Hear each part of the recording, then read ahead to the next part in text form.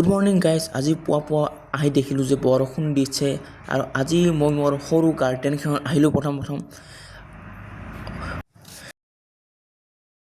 লাইটটো চাৰ্জ হ'বলৈ দিলোঁ কাৰণ যোৱাকালি ৰাতি জ্বলিছে আৰু যিহেতু বৰষুণ দি আছে অলপ গাছ পাতবিলাক ইফাল সিফাল হৈ আছে আৰু এইখিনি জেগা মোৰ আজি চাফা কৰিব লগা আছিল। তো প্ৰায় বলক সময় বৰবাদ নকৰি কামত লাগি যাওঁ। অলপ টাইম কাম কৰাৰ পিছত চাফা হৈ গ'ল। এতিয়া ওলাইছোঁ বজাৰলৈ আৰু আহি পেলাই বাগাৰ দিলোঁ।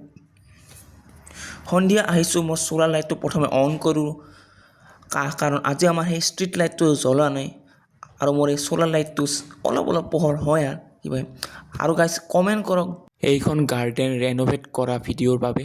আজিলৈ এৰিছোঁ দিয়ক গাইজ, বেয়া নাপাব, বহুত দিন ধৰি ভিডিঅ' পোৱা নাই।